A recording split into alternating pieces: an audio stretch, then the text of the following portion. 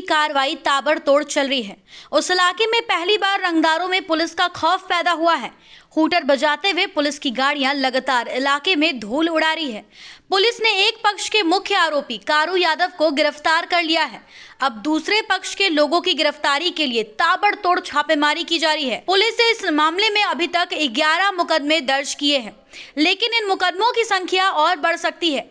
सूत्र बताते हैं कि जैसे जैसे पुलिस की कार्रवाई आगे बढ़ेगी, मुकदमों की संख्या बढ़ती जाएगी, क्योंकि इलाके में अंदेशा है कि अवैध हथियार छुपाकर रखे गए हैं।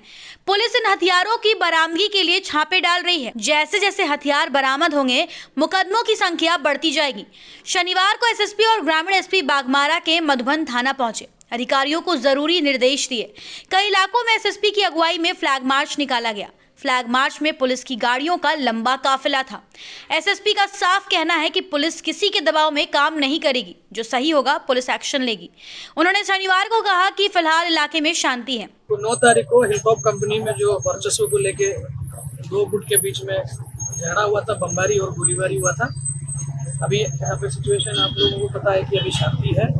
ये शांति बरकरार रखने के लिए आज जिला का टीम के साथ जो हमारा दोनों बस्ती है, बस्ती में हम लोग फ्लैग मार्च निकाला गया है।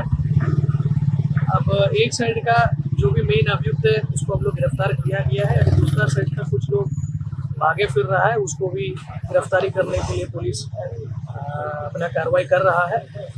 तो मेरा आप लोगों के थ्रू यहाँ का जनता को ये संदेश देना चाहेगा कि वर्चस्व का लड़ाई में अगर किसी भी व्यक्ति हथियार या बमबारी का काम करेंगे, उसको धनबाद पुलिस कदापि एक्सेप्ट नहीं करेंगे। बहुत सख्त से सख्त कार्रवाई हम लोग ऐसे लोगों के ऊपर करेंगे।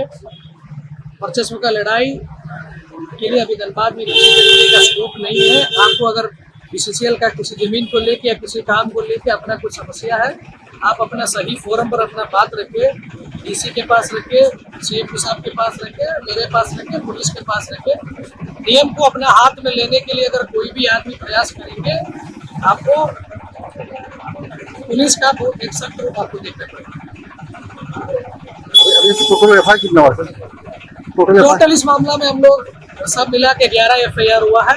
अब FIR बढ़ने का भी संभावना है, जैसे कि आप लोग ने देखा कि 2 जगह पर बमबारी और गोलीबारी हुआ है। तो हथियार अभी हम लोग धीरे धीरे रिकवर कर रहा है। दोनों बस्ती के द्वारा गोलीबारी किया है, हम लोग लोगों को आइडेंटिफाई किया है जिसके पास हथियार है। ऐसे लोगों के ऊपर हम लोग नजर रख रहे हैं और उन लोगों को गिरफ्तार करने का काम हम लोग कर रहे हैं। जैसे ही हथियार रिकवर होगा और FIR होने का संभावना है। इस मामले में कोयले की जब्ती हुई है सर, इसकी संख्या कितनी? तो जैसे कि कोयला का भी हम लोग देखो लगातार हम लोग छापामारी करके हम लोग कोयला रिकवर किया है। कोयला का अलग से हम लोग FIR किया है।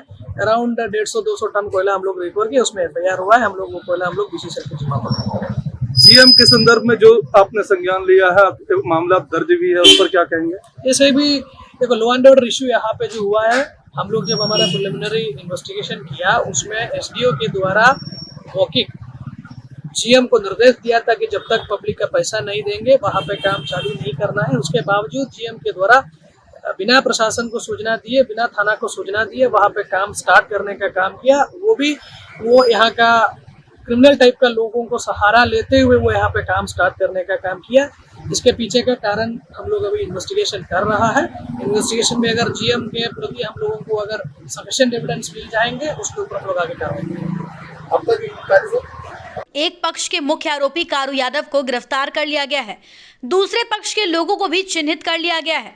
फिलहाल वो पुलिस के डर से भागे भागे फिर रहे हैं, लेकिन उन्हें छोड़ा नहीं जाएगा। जल्द अब वो भी गिरफ्तार कर लिए जाएंगे। गोविंदपुर एरिया के महाप्रबंधक पुलिस की जांच में घिरते जा रहे हैं, इसके संकेत एसएसपी ने भी दिए हैं।